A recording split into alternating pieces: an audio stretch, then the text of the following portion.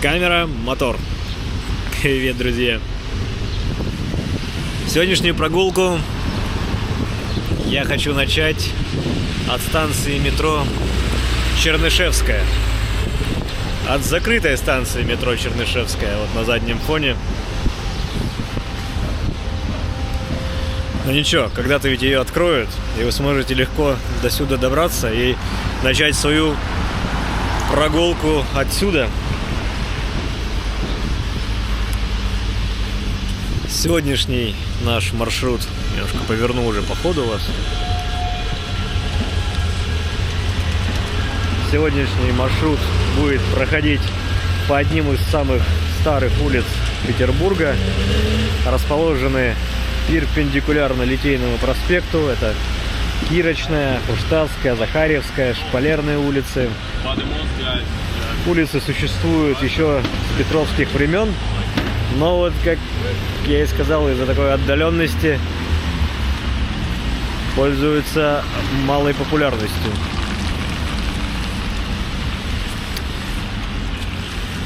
Практически каждый дом в этом квартале заслуживает вашего внимания. Маршрут будет достаточно витиеват, поэтому я постараюсь в описании прикрепить ссылку маршрута. Так что, кто хочет его повторить, то переходите в описание. Ну и в описании много другой полезной информации. Сейчас мы Кирочную перейдем.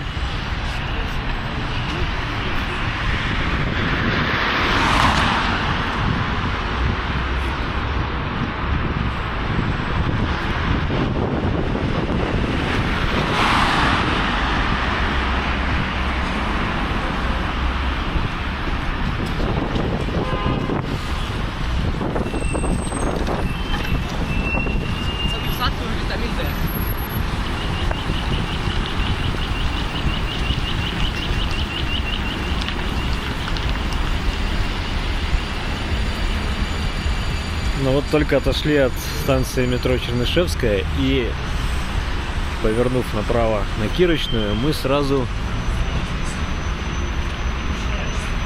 можем остановиться у так называемого дома Бака, доходный дом Бака. Одну из самых интересных и необычных построек своего времени в Петербурге. Дом Бака, конечно, без сомнения красив, но назвать его фасад особо выделяющимся, конечно, я бы не стал. Для того, чтобы осознать всю глубину глубин, нам надо вернуться обратно на противоположную сторону дороги и попробовать зайти во двор. Что мы сейчас и сделаем.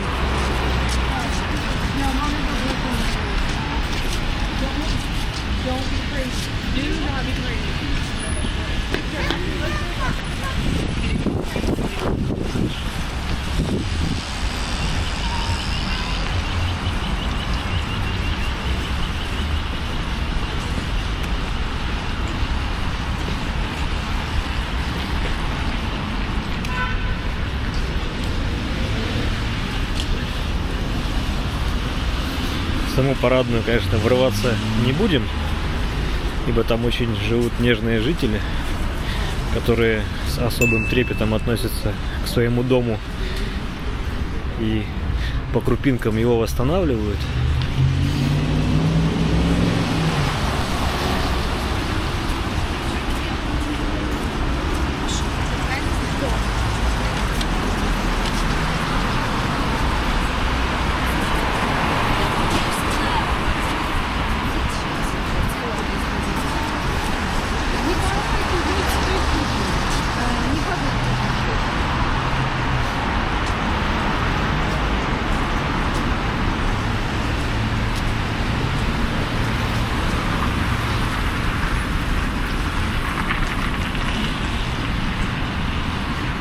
Ныряем в арочку.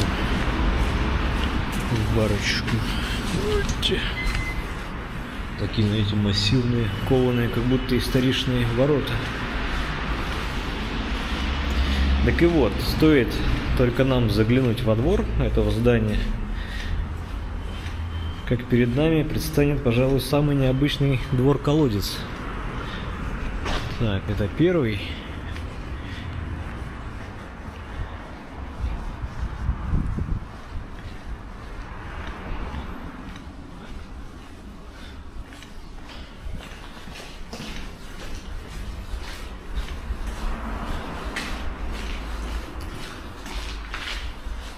Так, здесь обычный второй. Неужели он закрыт? Надо сейчас попасть в самый центр.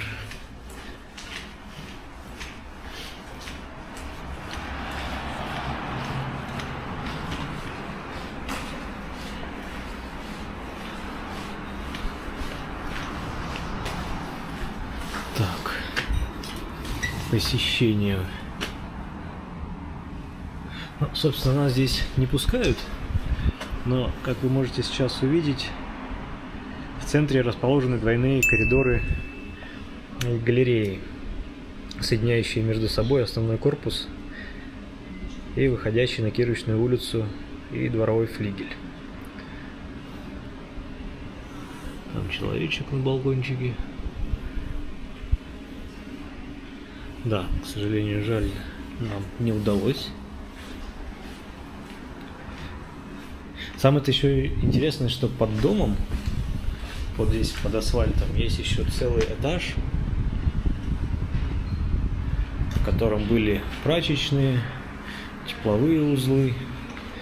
Дом в свое время был оснащен в тот момент, по последнему слову инженерной мысли, конечно же.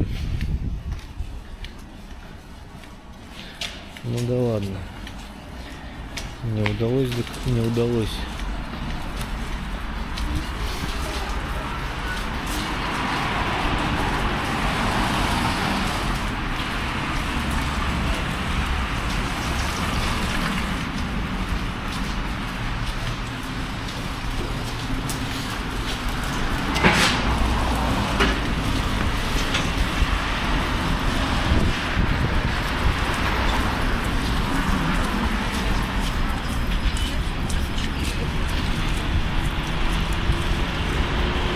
Здесь тоже очередной дворик, но здесь он уже менее интересен, хотя более открыт.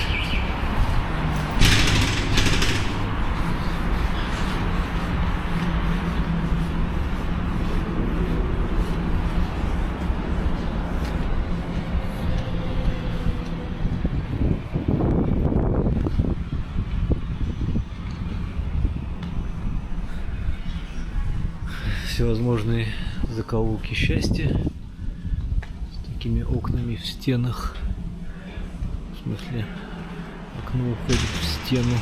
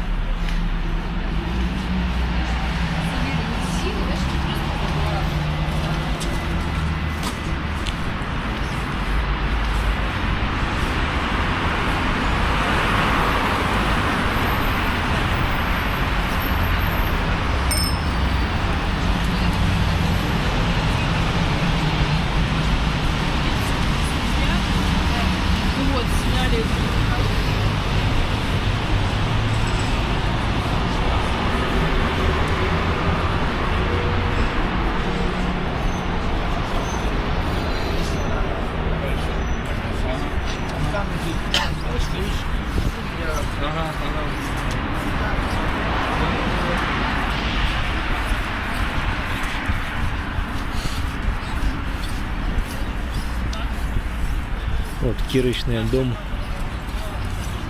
18. Это особняк Цезаря Кавоса. Цезарь Кавоз был академиком архитектуры, талантливым зодчим, автором комплекса зданий детской больницы имени Раухфуса. Мимо нее мы проходили в прошлой прогулке по Суворовскому проспекту. На дверях дата 1867.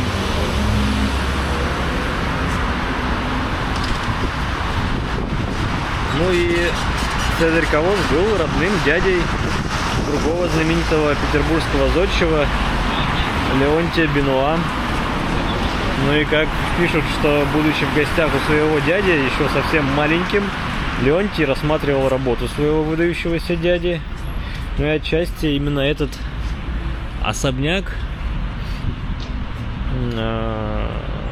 привил юному Бенуа любовь к архитектуре. Впоследствии Александр Бенуа станет знаменитым художником и возглавит картинную галерею Эрмитажа, а его брат Леонтий окажется одним из самых выдающихся зодчих своего времени. Построит множество прекрасных зданий в Санкт-Петербурге. В их числе будет и особняк двоюродного брата Леония, этого Евгения Цесаревича Кавоза, на Каменноостровском проспекте. Да, почему?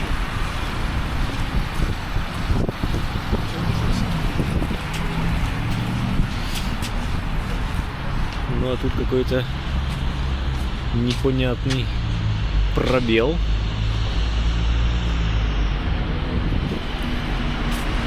Но наша следующая цель — это уже Литейный.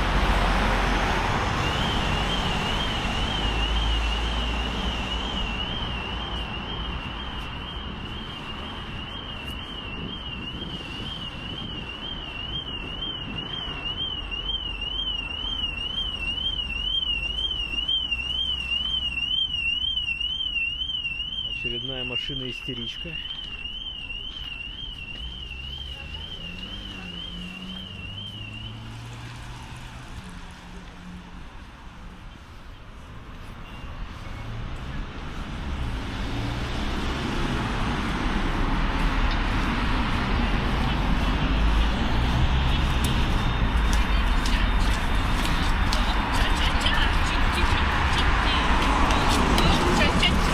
Бу-бу-бу!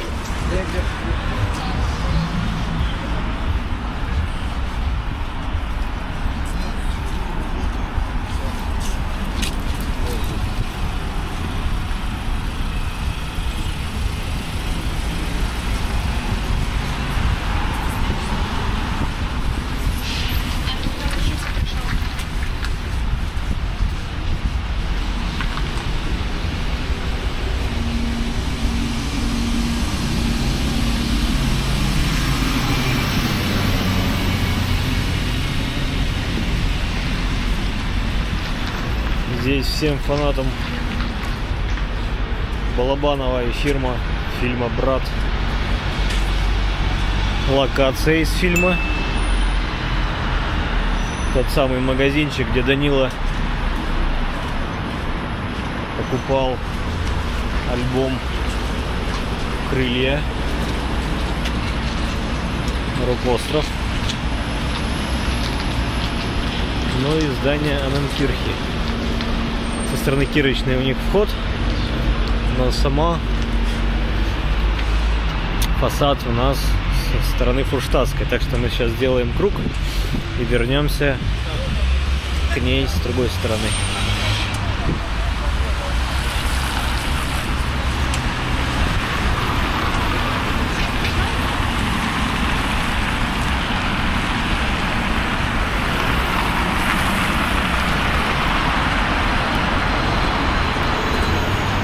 Здесь уже на углу с Литейным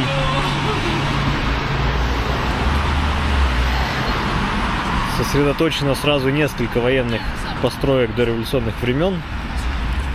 Вот сначала мы увидим здание Александровского комитета по помощи раненым, дореволюционной благотворительной службы для помощи ветеранам, пострадавшим в ходе военных действий. Ну а после него этот здание с таким шпилем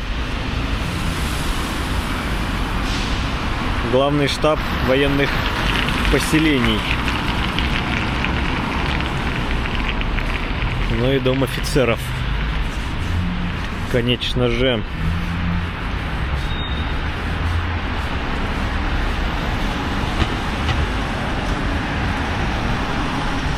Монументальная и очень красивая постройка, созданная в 1898 году по проекту двух талантливых архитекторов. Это Александр фон Гоген, тот, что построил особняк Кшишинской на Петроградке, и музей Суворова в конце Кирочной улицы,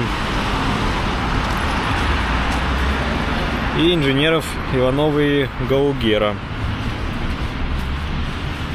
Построено здание в таком псевдорусском стиле.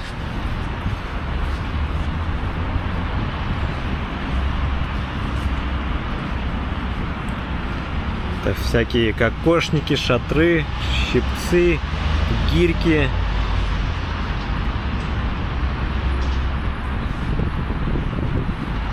Одним словом, все, что присуще исконно русской архитектуре, только вот такой переосмысление конца 19 века.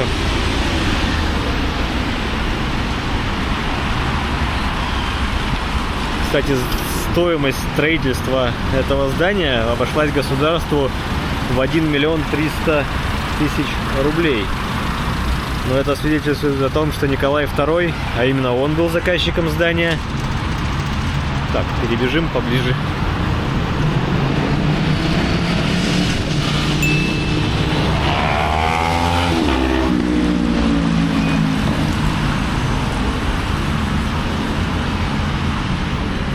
А именно он был заказчиком строительства данного здания. Денег-то не жалел на строительство. Все-таки дом офицеров предназначался для собрания военной элиты того времени. Например, постоянным посетителем дома офицеров был князь Николай Николаевич, главнокомандующий русской армией в Первой мировой войне.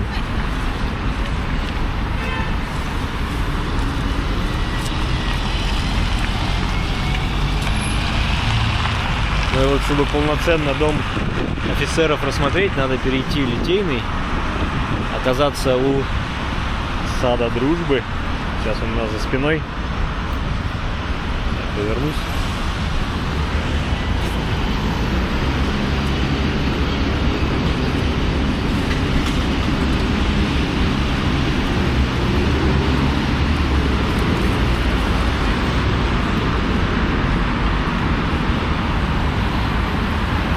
Скульптуры в нем были подарены самим Шанхаем, знак дружбы китайского и русских народов. Не то чтобы место интересно, но тут шарики в пастях. Тут кто-то лев, кто-то львица из них. Ой, тут даже монетку подложили.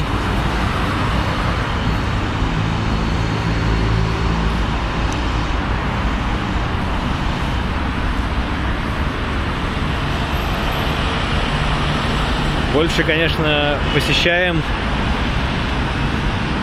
сад Дружбы вот в весеннее время, когда начинает цвести сакура. Сейчас мы подойдем к тому месту, где сакура посажена.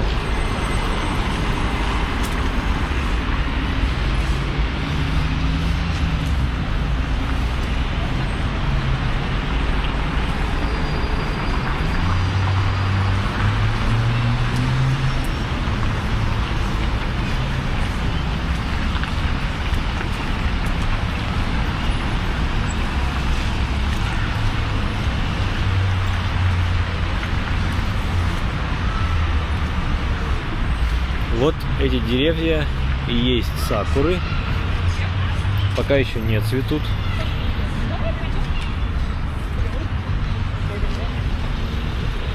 Но только-только собираются.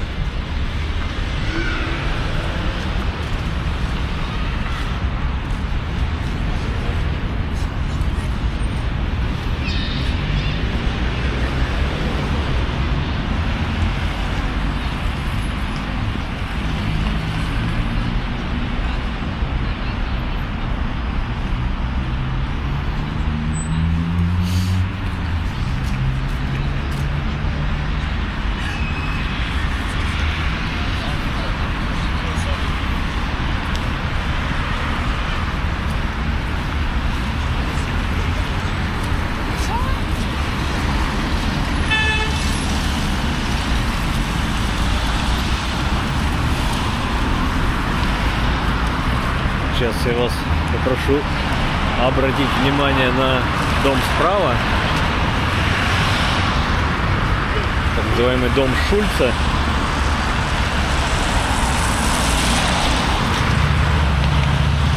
Я не знаю, как на камере будет видно это или нет, но когда вы встанете здесь напротив него, со стороны сада Дружбы, то можно увидеть двух птичек, находящихся в верхней части здания. Вот там в таких нишах под самой крышей.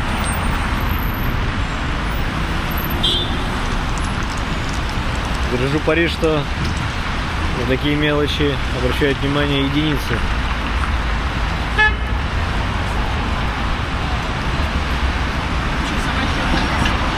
Ну а нам надо снова перейти Литейный.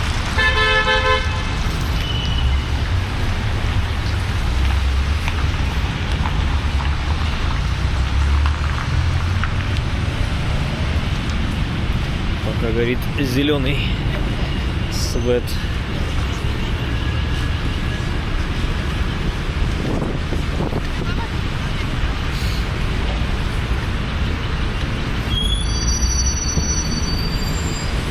Олимпия Пэлас. Раньше когда-то было казино Олимпия. Вот мы вышли на улицу Фурштадтская. Наверное, самая благоприятная для прогулок улица в этом районе, ибо это бульвар, имеет пешеходную центральную часть.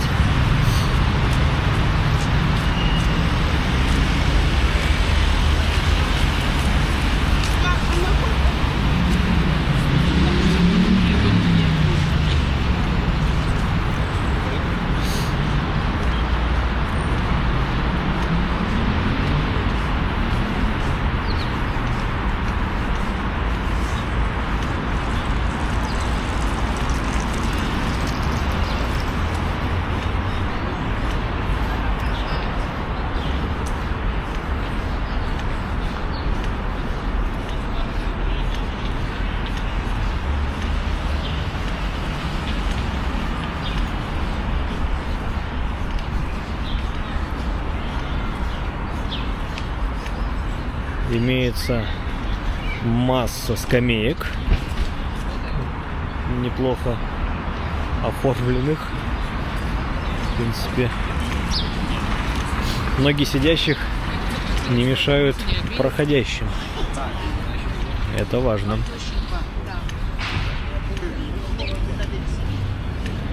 Вы посмотрите, тут уже какая листва. И на солнце, доложу я вам, прям припекает знатно. А в тени еще холодно.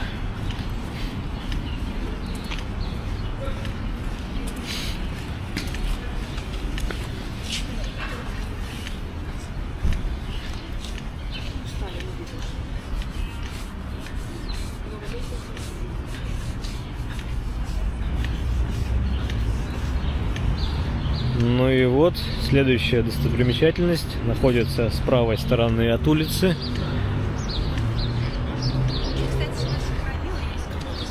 Это знаменитая Анненкирхе, лютеранский храм, построенный в 1778 году. Пока что это самая старинная постройка из тех, что мы сегодня видели, но, собственно, построена под руководством архитектора Фельтена на месте деревянной кирхи, существовавшей здесь аж с 1722 года.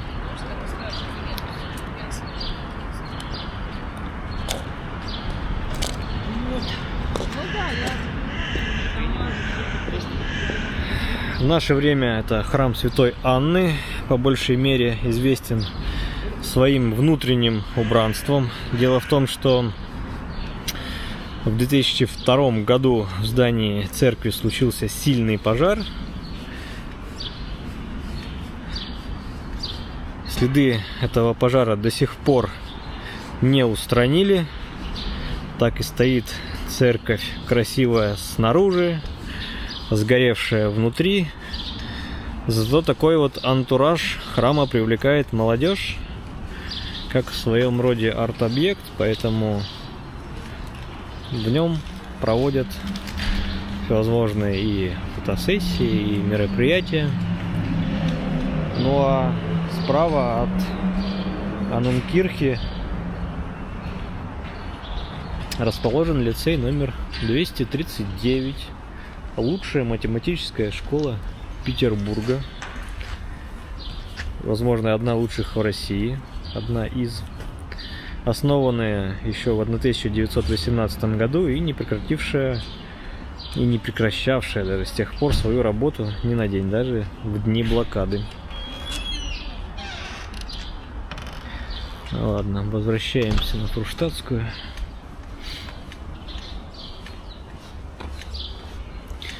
Буквально пару метров, и нас ждет очередное интересное здание.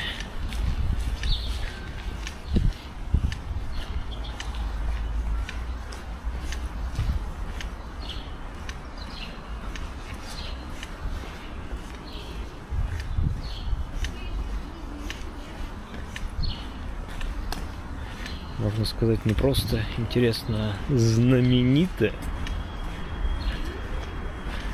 Как говорится, широко знаменит в узком кругу.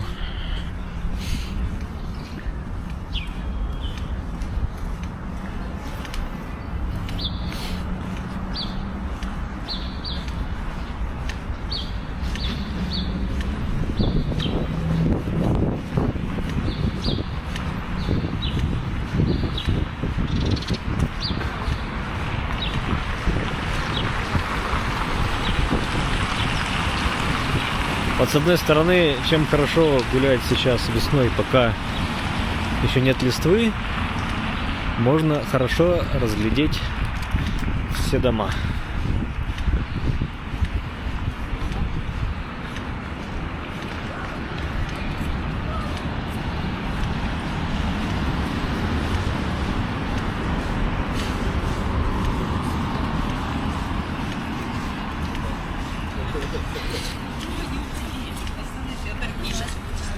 Тоже такой неорусский стиль.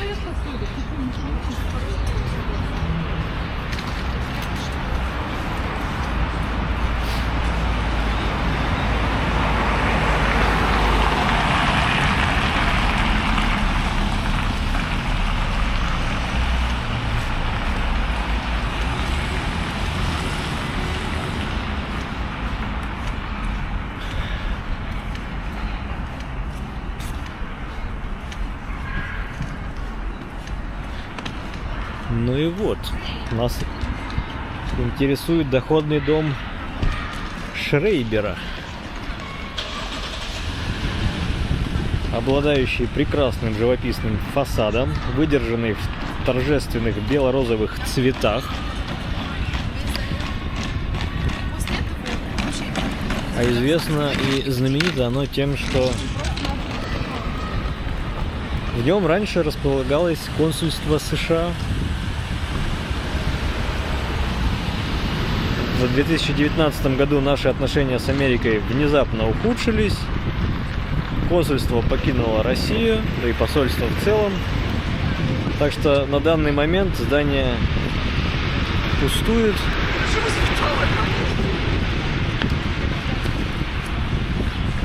Вот тут в центральном части здания на балконе 3-го этажа сохранился еще флагшток, на котором вывешивался флаг.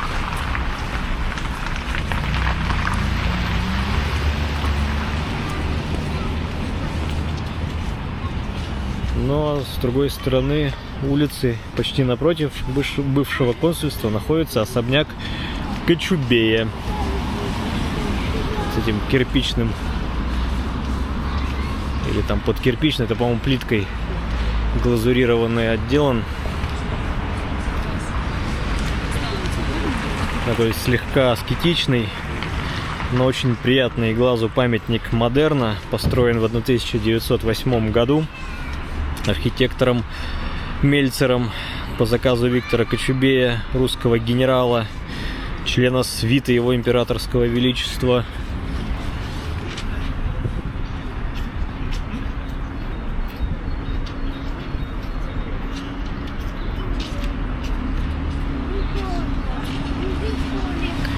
Кочубей в свое время был адъютантом, то бишь главным помощником и, так сказать, правой рукой будущего императора Николая II. На тот момент он был еще царевичем.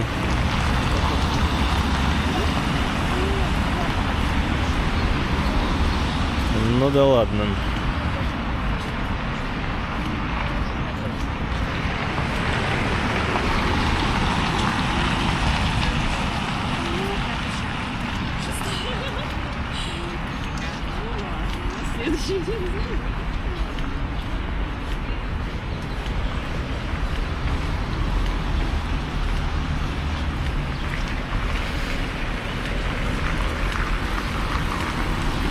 Движемся дальше до улицы Чернышевского.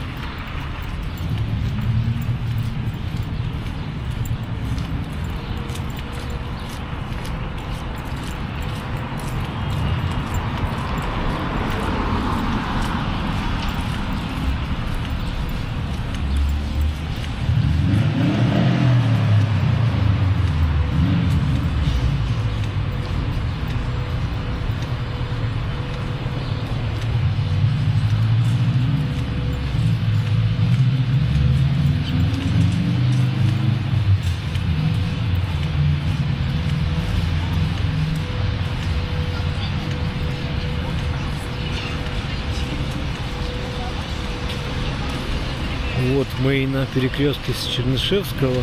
Если бы мы сейчас повернули направо, то мы оказались бы на точке нашего старта. Но я предлагаю обратить внимание на данное здание. Это хлебозавод номер 14. Построен еще в 1937 году по проекту архитектора Сергеева. Здание кажется мне интересным по двум причинам. Во-первых, любопытен сам факт строительства завода в таком роскошном историческом районе. Во-вторых, здание хлебозавода интересно с точки зрения архитектуры. В принципе, не часто можно встретить утилитарное здание в стиле сталинского неоклассицизма. Ну и догадаться, что в этом здании расположена фабрика, практически невозможно. Скажем так, удачно замаскировали. Ну и, кстати, хлеб в нем и по сей день изготавливают.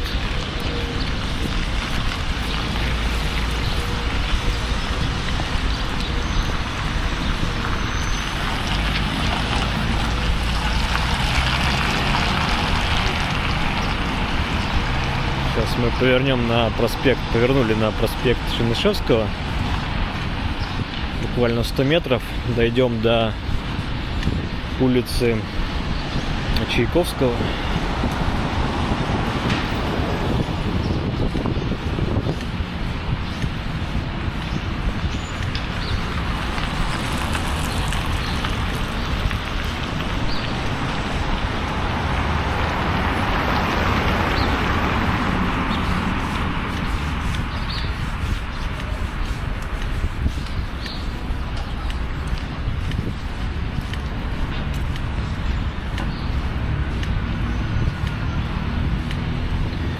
до революции улица Чайковского называлась Сергиевской в честь храма,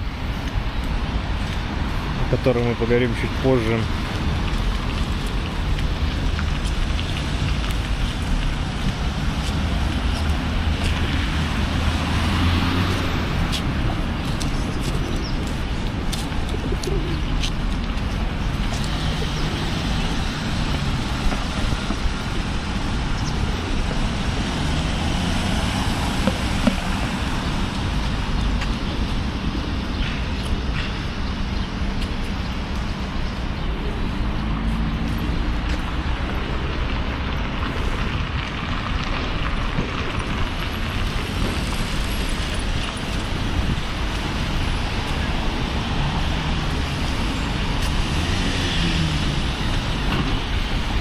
Ну а пока нам надо найти тут парочку особняков.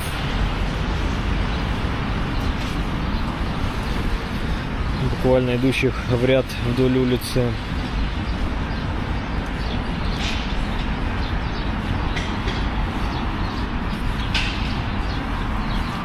Данный архитектурный стиль данных особняков для архитектуры Петербурга достаточно редок.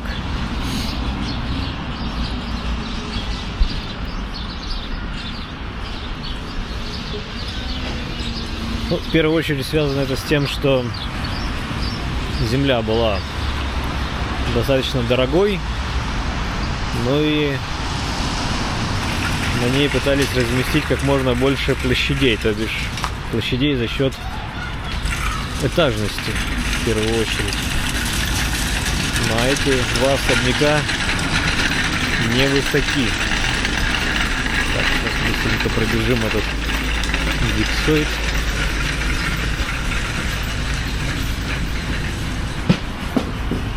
На квартал-то здесь был элитный. Собственно, люди, которые здесь жили, строили, могли себе это позволить. Ну и вот первый на нашем пути особняк Гейденрейх, построен в 1861 году по проекту самого зодчего Гейденрейха и его коллеги-архитектора Петцольда.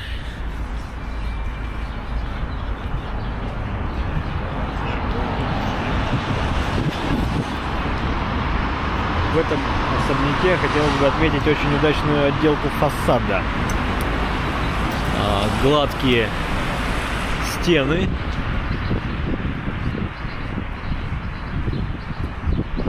Белого цвета сочетается с окнами и карнизом песочного цвета. По крайней мере, так изначально было. А также элегантные декоративные арки в 2 этажа, внутри которых расположены оконные проемы. Ну а по соседству, стена к стене с домом Гейденрейха, располагалась другая постройка, название которой может показаться вам знакомым. Особняк Кочубея, но нет, это не один. И тот же генерал строил себе 2 дома, а на 2 соседних улицах особняк на Чайковского принадлежал Льву Викторовичу Кочубею, дяде Виктора Кочубея. Вот. Вообще, конечно, Кочубей — это крупный дворянский род, так что запутаться в его представителях проще простого. Скромная, но очень красивая, спроектированная со вкусом, с зодчим Боссе, видным мастером своего времени. Ну и, кстати, в отличие от своего соседа, особняк Кочубея выглядит более скромно. Своим видом напоминает небольшой дворец, вернее, такое палаццо, который будто бы перенесли в Петербург из Венеции или Рима. Такая, знаете, очень удачная стилизация.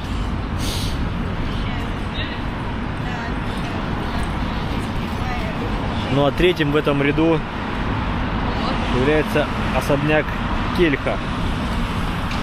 Пожалуй, самое красивое строение на Чайковского обладающая не только невероятно живописным фасадом, но и поразительно интересным внутренним убранством.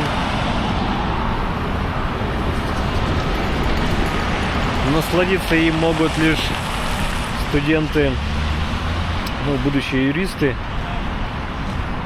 Этот особняк принадлежит юридическому факультету СПбГУ.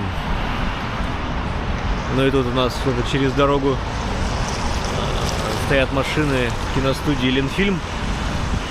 Ну, видимо, там снимают кино. Сильно подходить не будем, близко мешать. Но есть вероятность встретить какое-нибудь лицо из телека.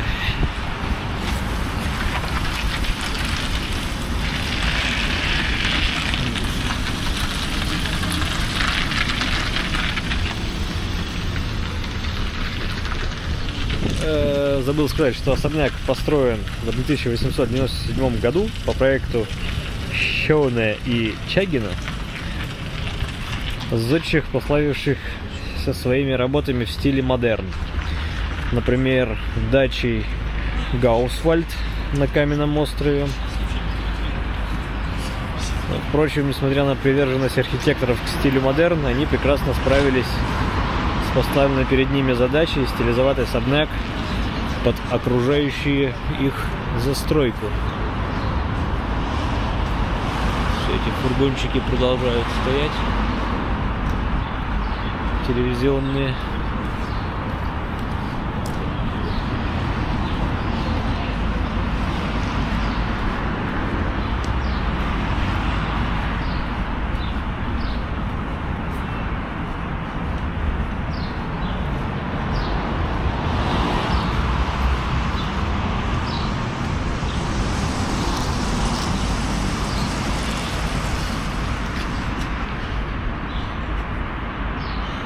Так, наверное, мы тут все-таки перейдем, посмотрим, кто там, что там, вдруг кого-то увидим, встретим.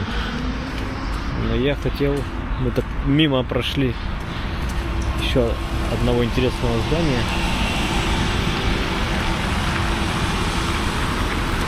Тут аккуратно надо перебежать.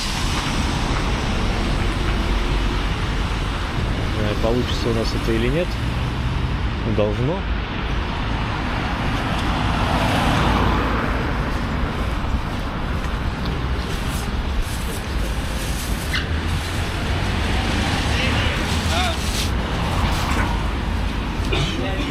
Как это там делалось? Перед Родиной никогда вас не забуду.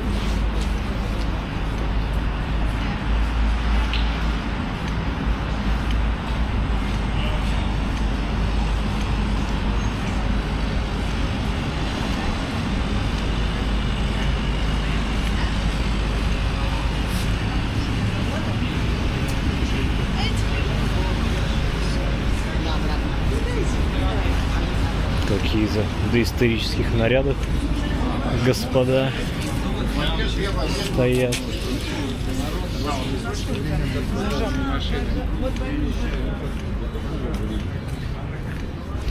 Нам придется здесь пройти мимо этих особняков, которые мы шли в обратную сторону, и снова вернуться.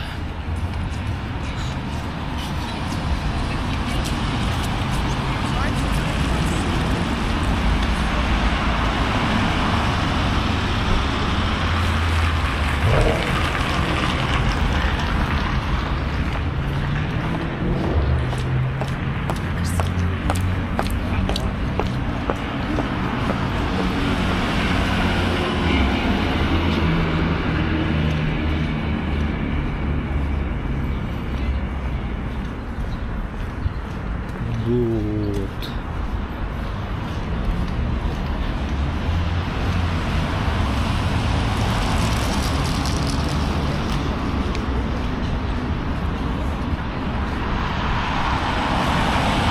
Ну так вот, здание не менее, скажем так, менее интересное с точки зрения архитектуры, но не менее любопытное с точки зрения истории объект. Это съезжий дом литейной части. Здесь стоит пояснить, что съезжий дом – это административное здание времен Российской империи, и половину которого занимала полицейская управа, а другую половину – пожарная часть. Съезжий дом литейной части считается одной из самых старых пожарных частей Санкт-Петербурга. В принципе, это и неудивительно, потому что в районе Литейного проспекта располагалось огнеопасное производство, пушечный литейный двор. Собственно, вот этот топоним литейный отсюда и появился. Так что вероятность пожара здесь была высокая, и без пожарной части этот район просто не мог обойтись. Ну и, кстати, что пожарная часть расположена в этом здании в наше время, то есть МЧС там, по-моему, пожарная часть номер 8. Ладно, все, не будем задерживаться на Чайковского. И нам надо добежать снова до Литейного.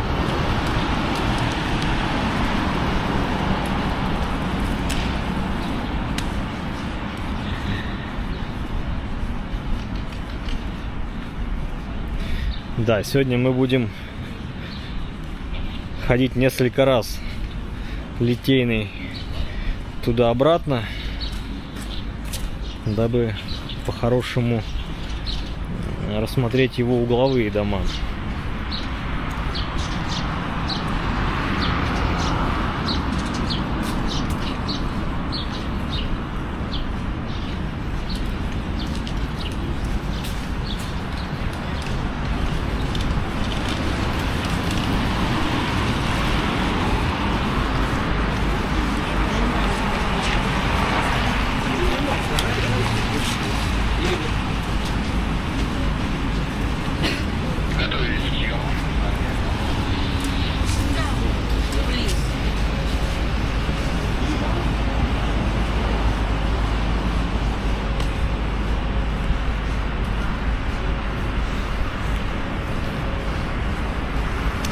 Конечно, лучше нам было оставаться на левой стороне Чайковского, чтобы быть в тени и не быть ослепленными этим непонятным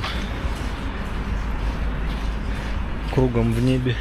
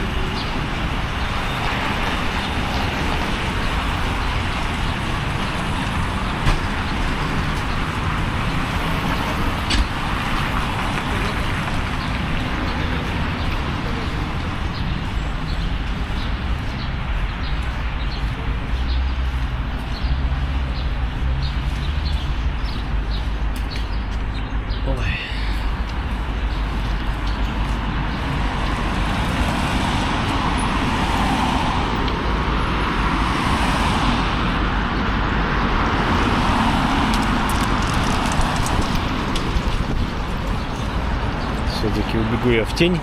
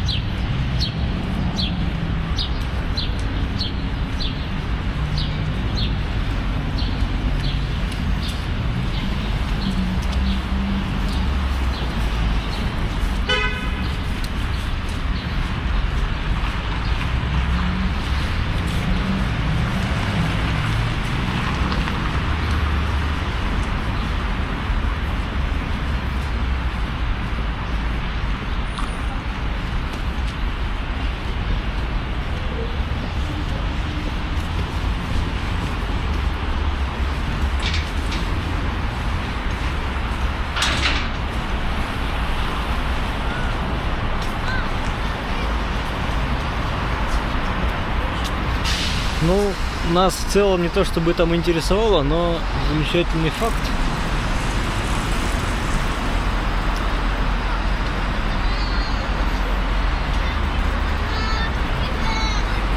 Перед нами предстает серая невзрачная коробка советских времен.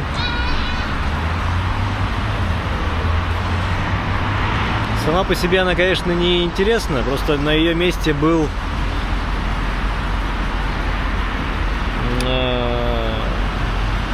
собор преподобного Сергия Радонежского. Ну и по его имени и улица называлась Сергиевской.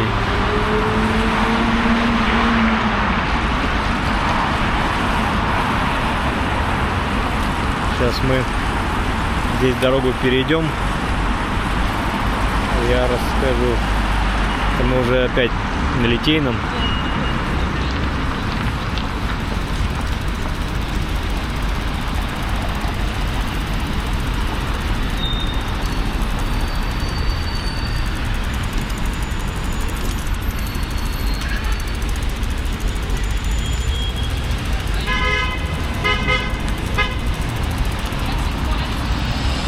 Ну вот, здание сейчас, по-моему, какое-то офисное, не офисное, абсолютно в современную окружающую архитектуру не вписываемое. Ну так вот, из красивого можно делать некрасивое.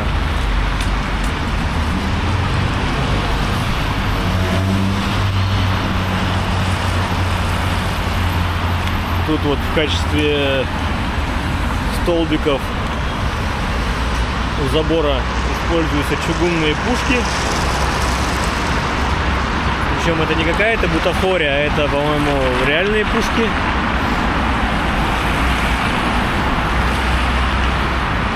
А мы чуть пройдем по Литейному.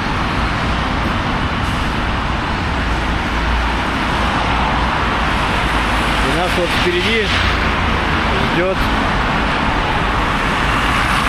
как говорится, не дай бог каждому, так называемый Большой дом на Литейном.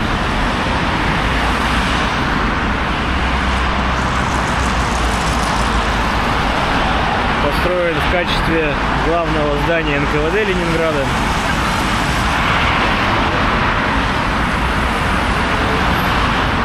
Возможно, у многих ленинградцев постарше здание ассоциируется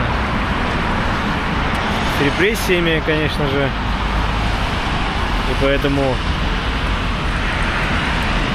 ничего хорошего сказать они не захотят и не смогут.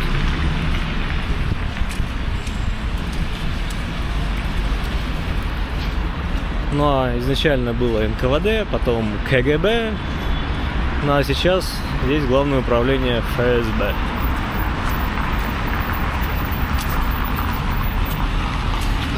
Я понимаю, так что нам?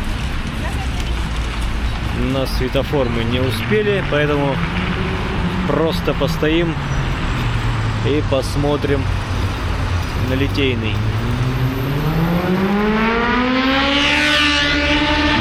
Там впереди у нас Литейный мост через Неву.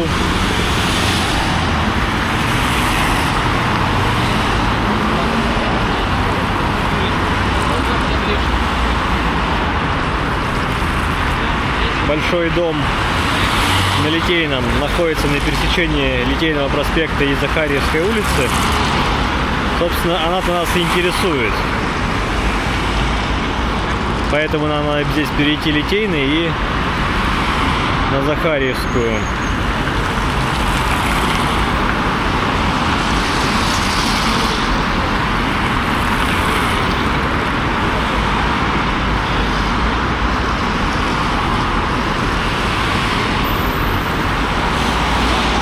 На Захарьевской нас сейчас интересует всего лишь один дом, но зато какой.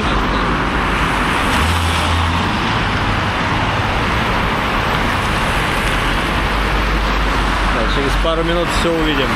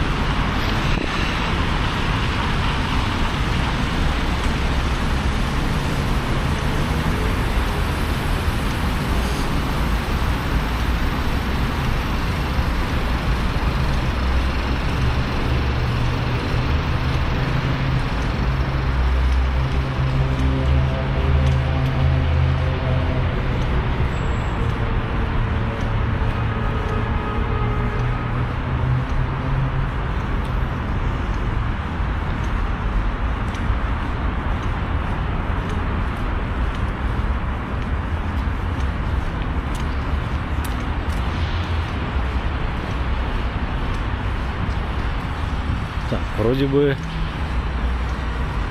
эта улица тоже должна иметь центральную пешеходную часть, но тут, видимо, господа из ФСБ себе частично в парковку переделали.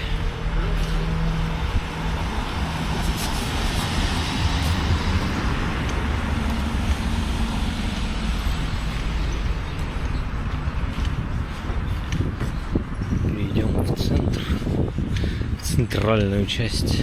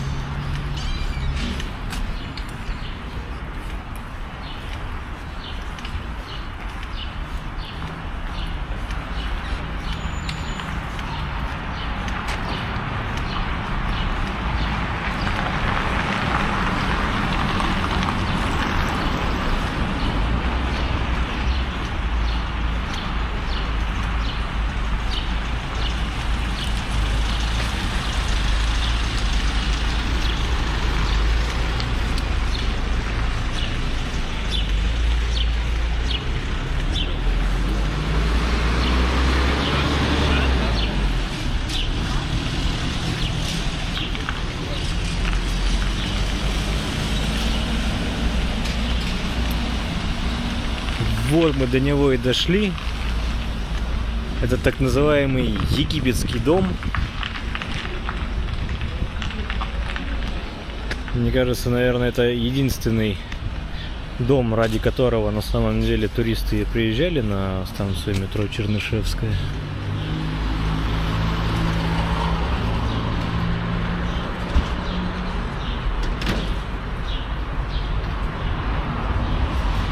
Официально название египетского дома — доходный дом Нижинской.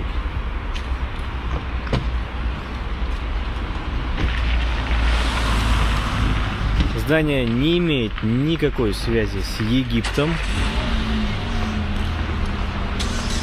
а внешний вид его фасадов просто декорация, призванная повысить популярность здания, тем самым привлечь к нему внимание новых обеспеченных арендаторов. Он построен как доходный дом лишь в 2013 году. На тот момент мода на все египетское в Петербурге давно уже прошла, так что здание сильно отличалось от других построек того же времени. А вот в начале 19 века в северной столице действительно были популярны фараоны, сфинксы, поэтому в те времена, например, и появился египетский мост через Фонтанку. Но, в принципе, какая разница, имеет здание формальное отношение к Египту или нет? Любят его за внешний вид.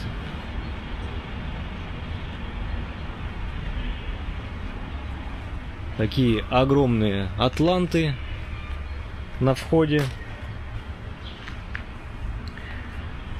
Маски египтянок, обрамляющие крупные декоративные полуколонны. Ну и другие менее выразительные детали фасада, вроде барельефов.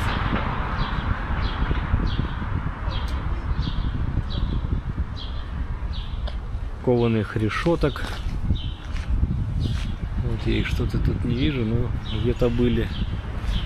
Глянем, что там у них. Это жилой дом. Здесь, если что, квартирки. Да, здесь нам уже в парадную не попасть, к сожалению. Но двери вот эти деревянные, историчные, тяжеленные, высоченные. Надо прикрыть.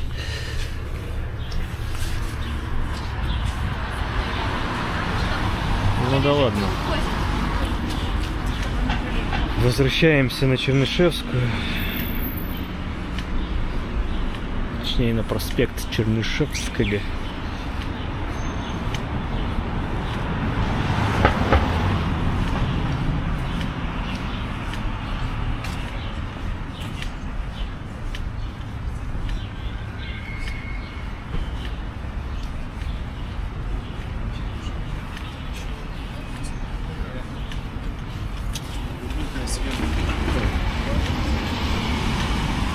Здесь на перекрестке может интересовать, собственно, само вот это угловое здание, доходный дом Нильговской.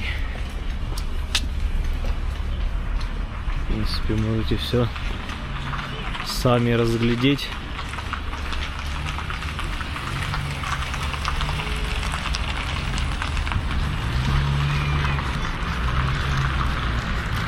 Как по мне, так это прекрасная работа архитектора Барамкеева.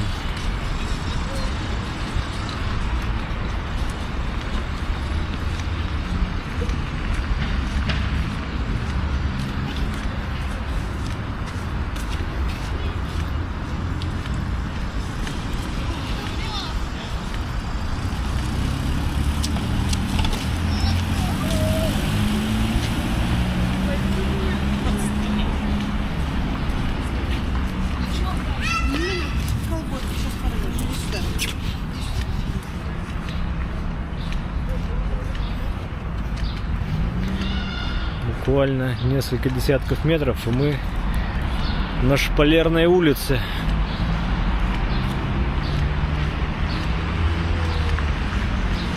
Одна из старейших улиц Санкт-Петербурга. Существует практически с самого основания города в 1703 году.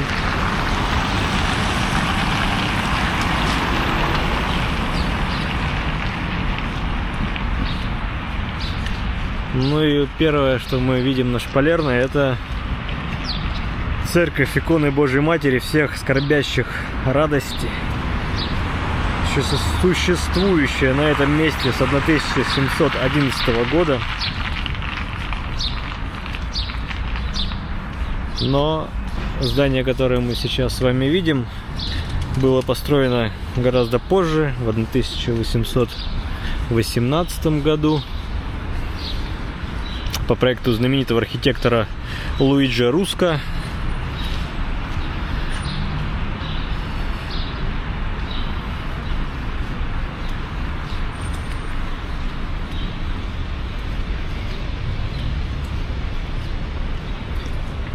С архитектурной точки зрения данный храм, церковь, интересно, что оно одно из немногих,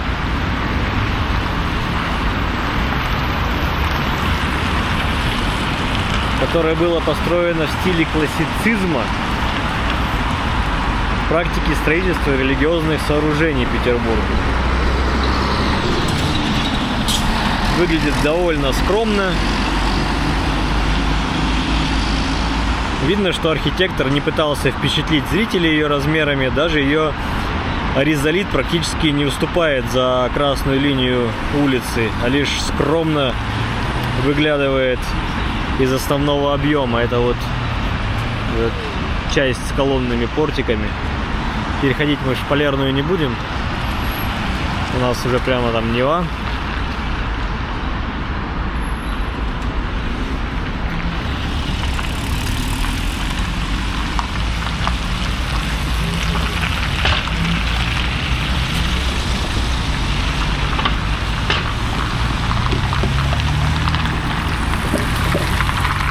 На Шпалерной улице квартировалась почетная стража императора, сопровождавшая его во время официальных мероприятий, там от церемонии коронации до регулярных военных парадов. Таким образом, кавалергардский полк играл роль показательной военной части, а поэтому здание, в котором располагался полк, было построено одним из ведущих архитекторов своего времени.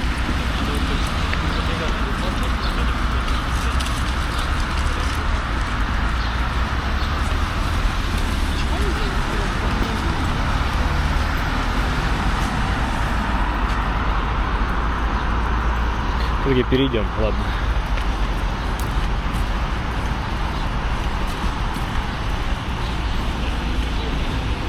Здесь нам солнце все равно в спину. Вот сейчас мы дойдем до казарм.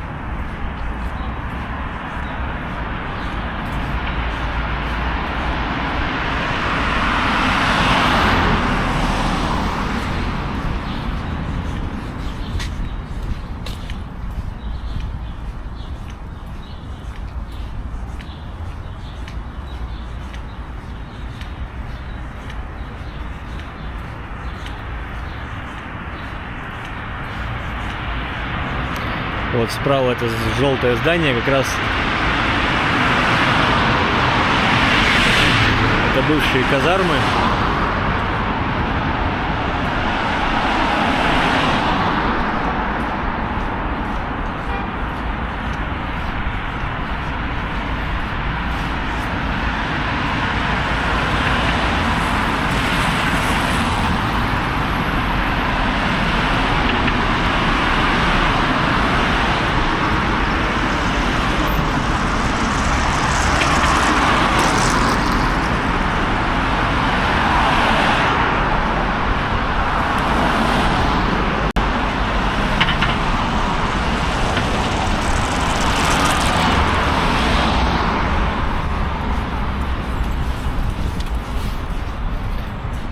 Собственно, вход в казармы украшен таким портиком с колоннами.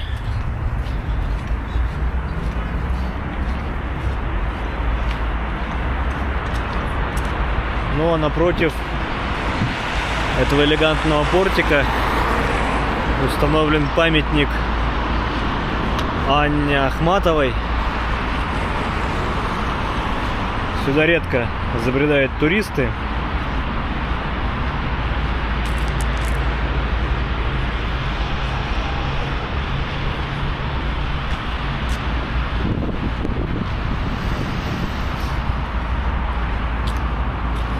Но место установки памятника выбрано далеко не случайно.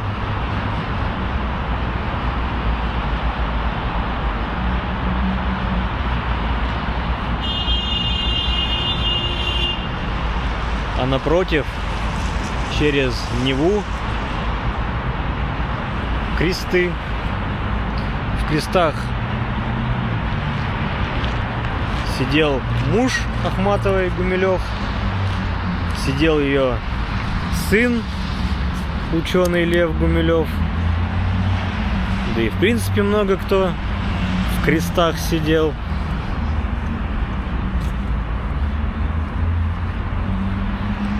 Ну и тем самым памятник достаточно сильно выглядит.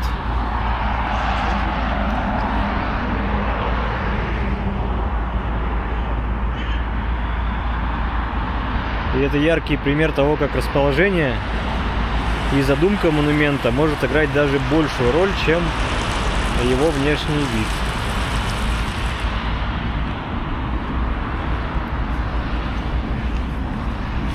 Следуем дальше.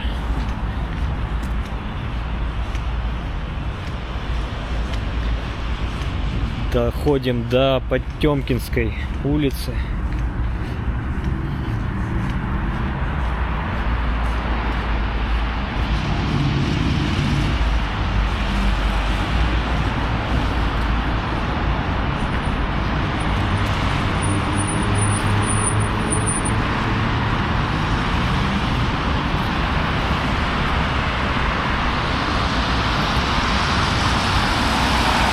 Кресты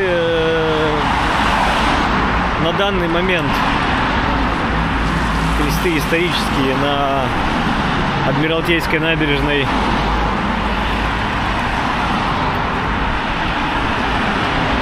Господи, какой я там набережной сказал? Ну, в общем, исторические кресты на данный момент без жильцов.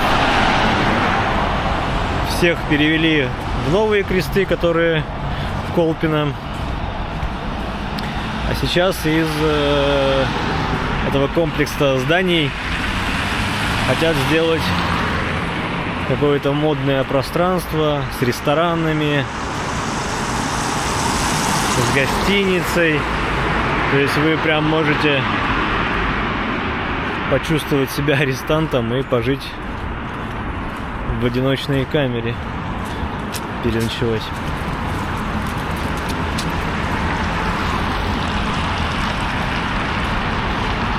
Но когда случится и случится ли это в принципе, мы пока не знаем. Ну, опять же, задумка-то интересная, да, у нас же как все. Реализация страдает.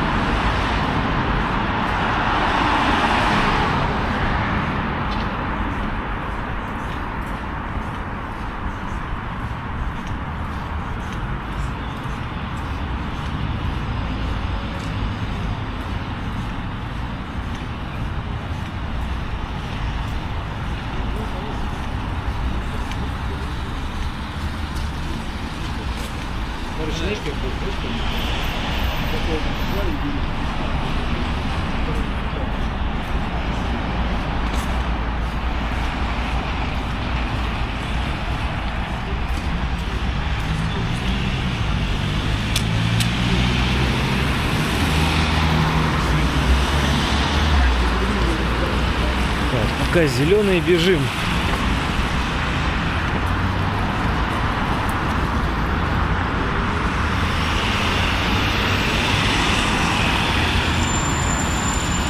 Вот прямо у нас по Шпалерной будет Смольный собор. Ну а мы поворачиваем на Потемкинскую улицу.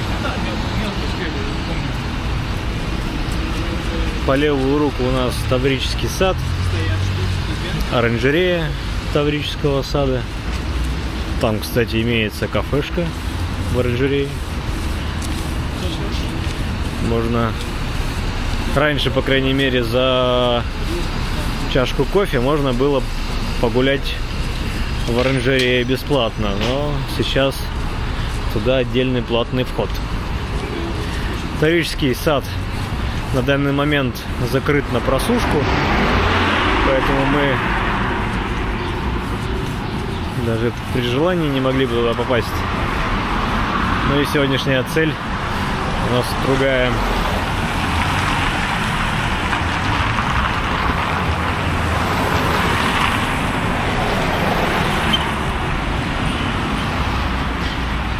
Ну а мы вот-вот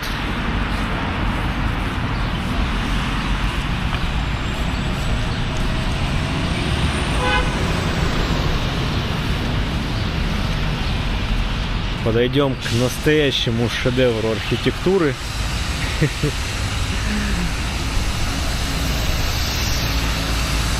Построенный талантливым зодчим нидерландского происхождения Вильгельмом ван дер Хультом, так называемый доходный дом Шрайбера. Собственно, здание такое резко выделяется на окружающей застройке своим ярким фасадом в стиле необарокко и выразительной башенкой, такой служащей архитектурной доминантной на Потемкинской улице. В данный момент это здание полностью кем-то выкуплено, отреставрировано, и за очень много миллионов продаются теперь квартирки в нем. Я, честно говоря, думал, что из него сделают гостиницу, но нет. На сайтах, агрегаторах по недвижимости здесь есть в продаже квартиры. Ну там 40 миллионов, 100 миллионов, 140. В принципе, почему бы и да.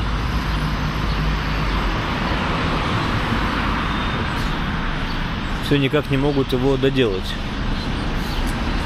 Но вот, а по соседству, прям стена к стене, с домом Шрайбера расположен особняк Дубасовой, принадлежавший жене известного русского моряка адмирала Федора Дубасова. В наши дни в бывшем особняке находится экономический факультет СПбГУ. Да, еще одно историческое и красивейшее здание досталось студентам крупнейшего в Петербурге вуза.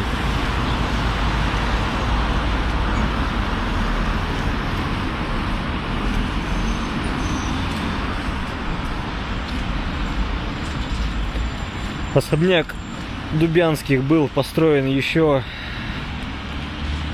Дубасово, Дубянских. В общем, был построен еще в 1840 году.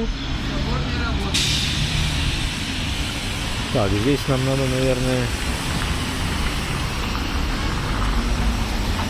я думаю, перейти на ту сторону.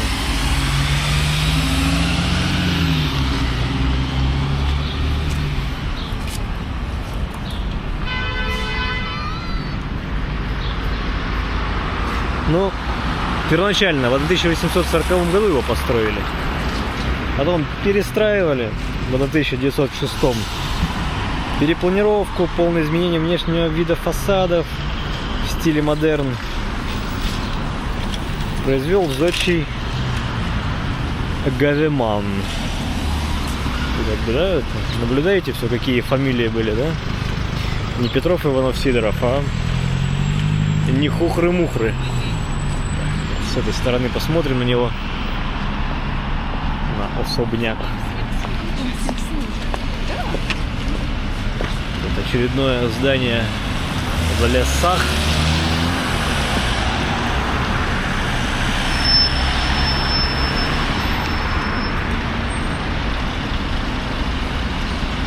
Именно чтобы его обойти, все эти реставрационные работы, я и Потемкинскую перешел.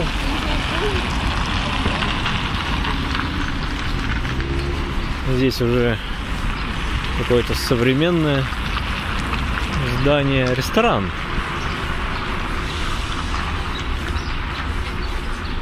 Здесь ресторан на крыше, называется «Мясной блок».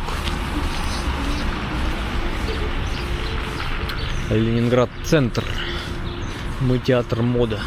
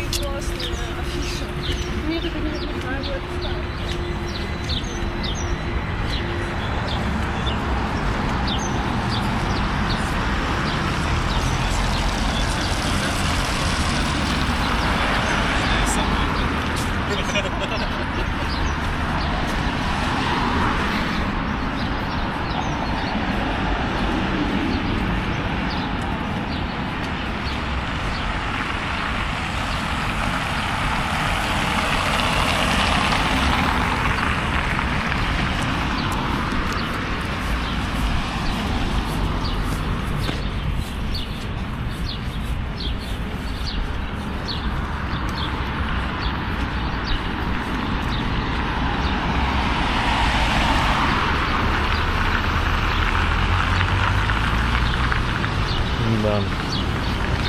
Нерегулируемые пешеходы иногда опасны и страшны. Вот, мы снова на Фурштадтской.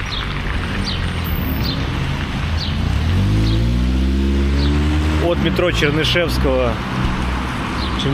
по Фурштадтской, вот по Фурштадтской, вы прямиком попадаете в центральный вход в Таврический сад. Быстро и непринужденно.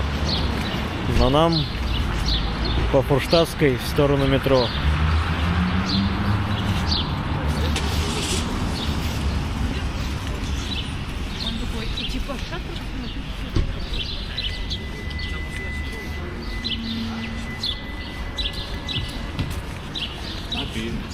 Вот, и здесь у нас по правую руку,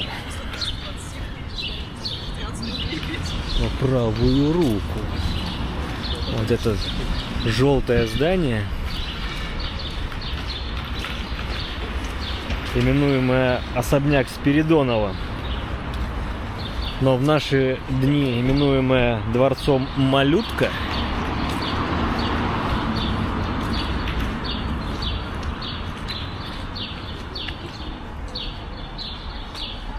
ЗАГС. Дворец бракосочетаний номер 2.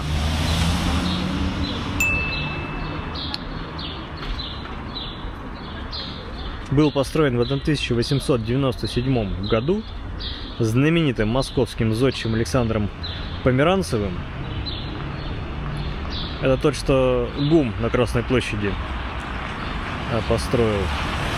Ну и, собственно, дворец Малютка, открытый в бывшем здании особняка Спиридонова в 1965 году, до сих пор является уникальным для России явлением. В нашей стране нет другого такого дворца, в котором бы проводили церемонии торжественной регистрации новорожденных. Собственно, сам факт этого мероприятия звучит крайне непривычно, чего только не встретишь в Санкт-Петербурге, как говорится. Давайте поближе подойдем.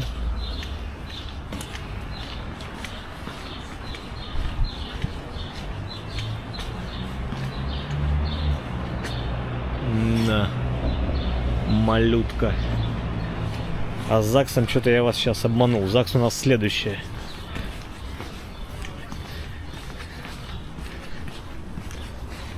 Здесь просто малютка, отдельный дворец, отдельная регистрация малышей.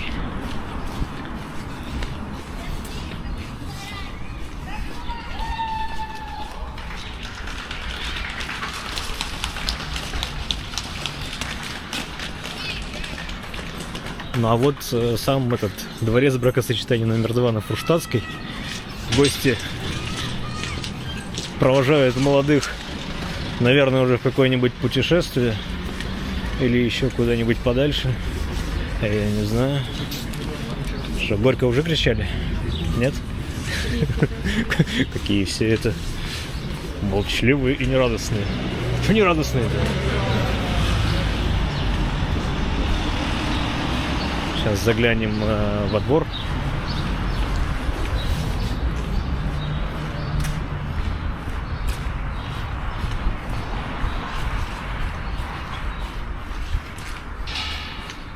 Странная свадьба. Нет веселых. В принципе, можно было бы сейчас заглянуть и в сам дворец. Здесь при дворце какая-то бывшая винотека. Но сейчас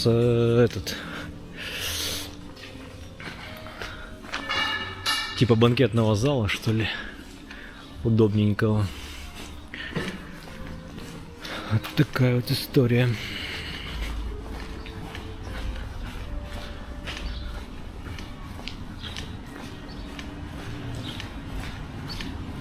Наверное, заглянем. Почему бы? Хоть в один особняк. Но давайте заглянем.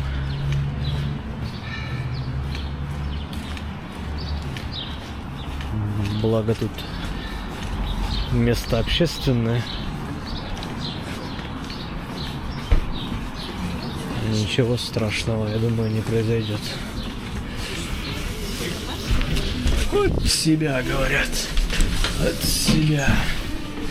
Вот такой вот у нас здесь дворец. С замечательной лестницей. Я дальше не пойду. С лестницей сердцем. Вот. Звучит музыка. Видимо, происходит торжество. Все, спасибо, я ухожу. Это вы ошибаетесь.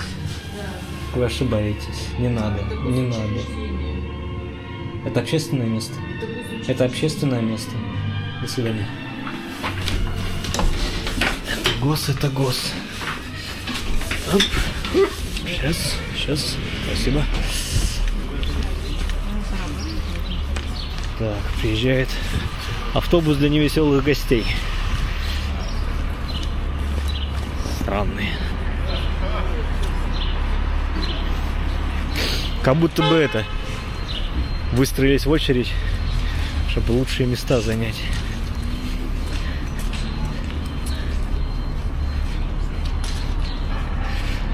Вот, затем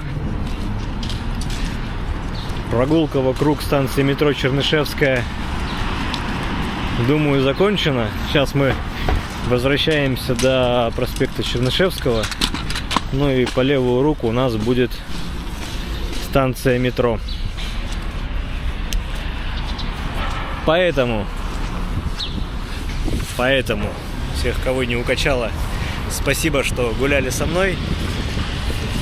С вас лайки, подписки и все, что там требуется. Я думаю, вы все и так все знаете. Помогите моему каналу продвигаться.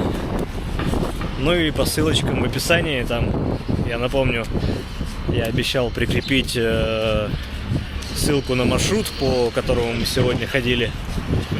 Ну и много там других интересных ссылок. Кто останется неравнодушным, всех благодарю. И всем пока.